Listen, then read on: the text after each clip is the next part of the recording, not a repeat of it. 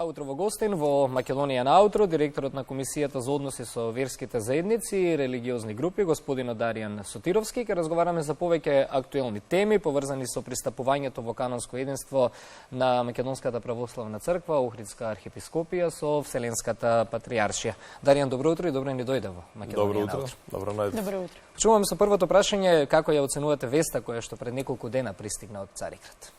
Како убава вест и радосна вест и многу значајна вест која што своји реперкусии кон нашето национално и црковно прашање ќе има долго време.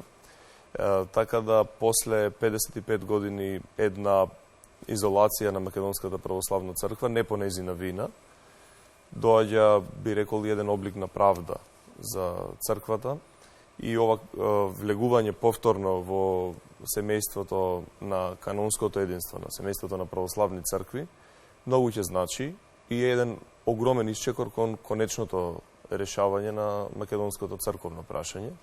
Веројатно едно од големите прашања со кои што нашата нација се соочува со децении. Добро, признавањето на Охридската архиепископија за канонска црква од страна на Вселенската патријаршија ги надмина религиозните рамки. Навлезе малку и во сферата на политиката, па сега прашањето е колку тука можат да си помогнат црквата и државата взаемно? Па колку можат да си помогнат веќе е докажано. Мислам дека сите и државни раководства и црковни раководства во овие неколку деценијски спорот се менували генерации и во црковните власти и во државните, покажале дека имаат особено чувство дека сплотено и со соработка меѓусебна, можат да придонесат кон решавање. Јас и во честитката која што ја испративме непосредно утредента после ова одлука на Вселенскиот патријарх, се заблагодарив и на сите генерации предходни на државните власти и на црковните кои што имаат свој придонес, колку и да е мал или голем. Тука нема кантар, се разбира дека секој еден кој што бил во некој начин дел од тој процес има свој придонес и треба да сме благодарни за тоа. Таа соработка е на високо ниво. Изминативе неколку години, јас тоа го сведочам непосредно, се интензивирани како никогаш до сега овие напори, оваа соработка. Се работи за темелна, една соработка на партнерски односи и мислам дека тоа треба да продолжи во иднина, се со цел конечно да се расчисти целокупното прашање и сите аспекти кои преостануваат. Но најголемата, суштинската работа е апсолутно завршена. Така. Сега пред да го поставам третото прашање, вчера доцна вечерта делот и од нашите портали ја пренесоа информацијата која што ја лиферуваше Српски блиц, вели дека на 15 мај соборот на Српската православна црква ќе расправа за ситуацијата со Македонската православна црква и она што како ексклузивна информација го пренесува е дека најверојатно за 2 дена ќе биде прекинат расколот со Охридската архиепископија. Тоа се последните вести кои што доаѓаат од Србија. Па тука сакам да го поставам прашањето, ете ова на некој начин, ако се земе ова информација предвид, како да е прекинат молкот од страна на СПЦ, се уште немаме официјален став, нели? Немаме ни став од Бугарската црква, се огласи само Руската православна црква, повтори дека ја признава Српската православна црква тука. Како да го сватиме, како да го прифатиме молкот? Како можеме да гледаме на тоа што голем дел од православниот свет се уште молчи во однос на ова прашање, посебно соседите? Како сме требале да го разбереме, ќе видиме кога ќе прекине. Но во овој момент ценам дека е добра реакција, тоа што немаме избрзани во афект било какви изјави од официјални представници на Српската православна црква. Да видиме како ќе се развива деновите. Веројатно медиумските написи се поврзуваат со соборот на Српската православна црква, кој започнува во недела, ќе трае следните неколку денови, па да се надеваме дека и од тамо може да има позитивни сигнали, но сепак е во домен на очекувања кои што не би ги коментирал и се медиумски надписи. Јас се надевам дека и за нас е многу значајно целокупниот Балкан да добие еден значаен и долго очекуван процес на созревање, за да се надминат сите недоразбирања. помеѓу македонскиот и српскиот народ не би требало да постои никаква пречка за да живеат во хармонија во сите можни аспекти на општественото живење, па да се надеваме дека во тој дух ќе се најде начин, модалитети да се надминат овие недоразбирања кои што после одлуката на Вселенската патриаршија мислам дека е многу полесно да се надминат и се работи како што и во самата одлука стои да се надминат сега управните работи, што мислам дека е навистина големо олеснување, знаејќи овој спор какви во која рамка постоеше. Добро, слушнавме дека очекувате став, но ваше мислење има ли унапредување во односите помеѓу СПЦ и МПЦ? Па видете, тие односи имале своји подеми и падови, доаѓало до целосно заладување на односите, но имало и кога биле моменти доста срдечни. Ние, знаете, првичната одлука за возобновувањето на Охридската архиепископија своевремено е прифатена од Српската православна црква. Има сослужување тука во Скопје на поглаварите. Подоцна одлуката за прогласување на автокефалност или црковна независност, на самостојност на Македонската православна црква, е оспорена од СПЦ и тогаш почнуваат тие 55 долги години на целосна изолација едни од други, но имало одредени форми на обиди да се надмине ова. Еве да речеме дека сега влегуваме во една фаза во која може да забележиме подобрување на односите, по-конструктивен однос, но да видиме резултатите на целиот тој процес ќе кажат колку имаме вистинско подобрување, да се надеваме дека има. Така.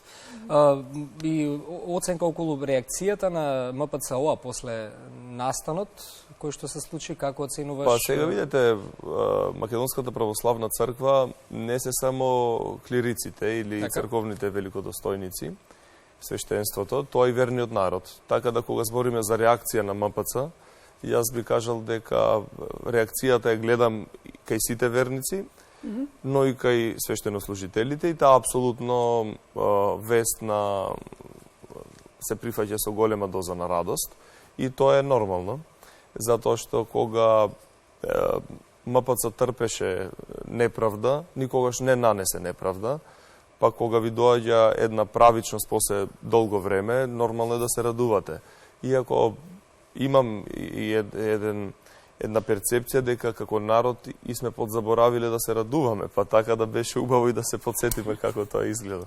Да, веднаш имаше и спротивни реакции, се фативме за името, не давајќи тежина што за нас представува Охридска архиепископија и какво значење има за нашиот вековен континуитет, токму, меѓутоа се потрудија одредени личности тоа да го ревитализираат уште истиот ден всушност.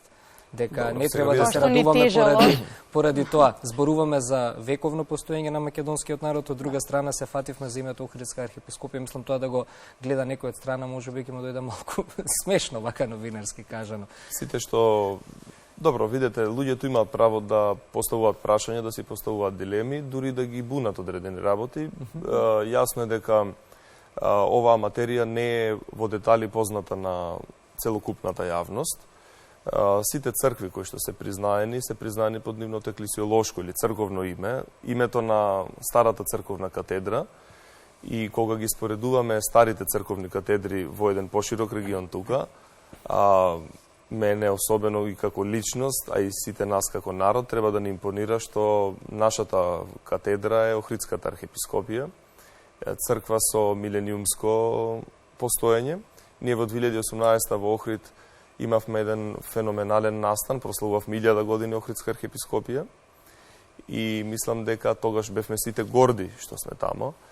Беше настан на кој што се, иако од два различни политички пола се поклонија и беа заедно и председателот на држава и председателот на владата, мислам дека Охридската архиепископија тогаш покажа дека има капацитет да обединува и дека тоа е нашата црква и таа е Македонската православна црква. Охридската архиепископија, тоа е нашата народна катедра, единствениот народ кој што на Балканот било кога тежнел, копнел да се обнови таа црква, која што неканонски е укината за време на турското владење на овие простори, е македонскиот народ, и тоа се покажало затоа што единствениот народ кој што при првата можност да ја обнови својата катедра ја обновил токму Охридската архиепископија, така да треба да сме пресреќни што Охридската архиепископија е апсолутно нашата црква. Така.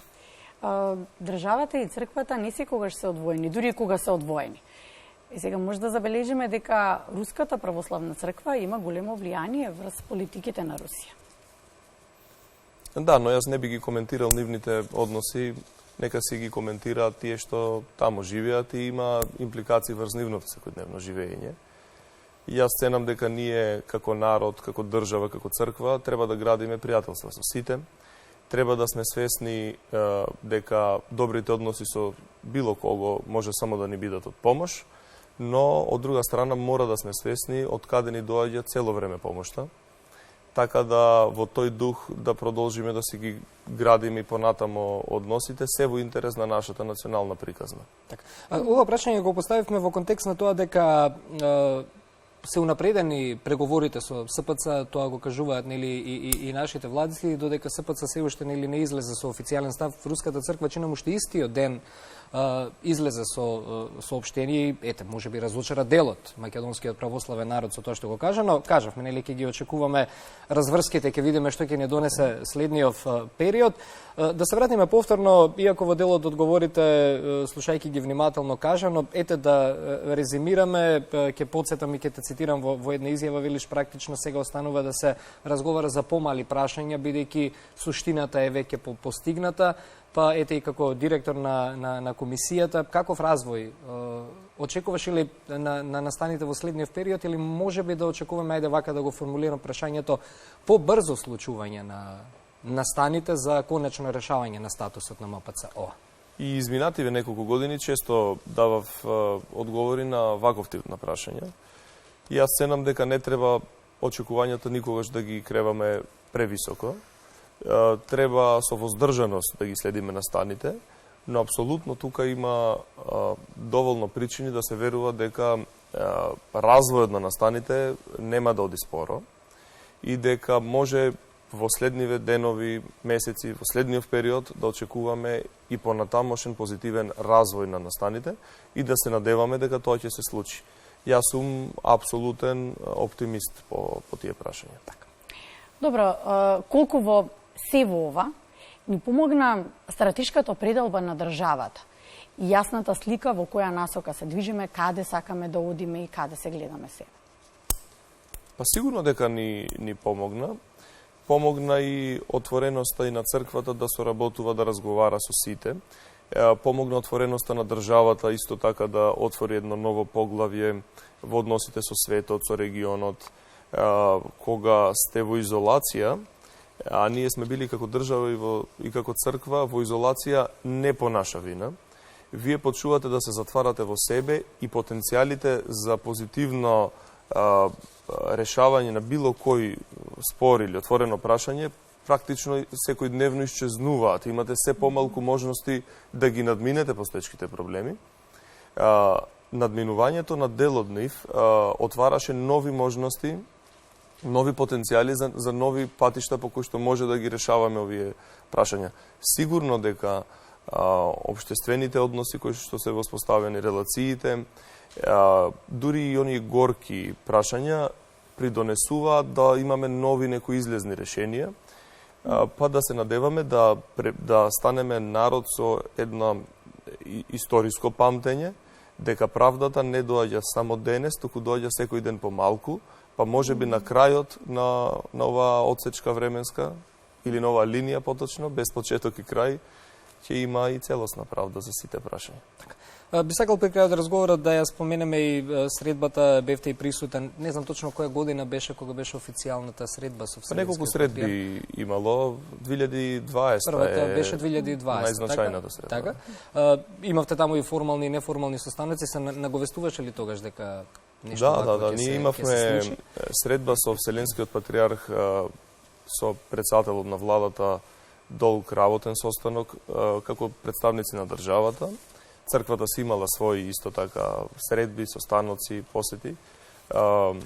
Имавме и неформална средба, еден долг работен ручек, отворивме многу прашања и тогаш беше јасно вочлива спремноста, решителноста на Вселенскиот патриарх да не извади, да подаде рака и да не извади од ќорсококот во кој што сме.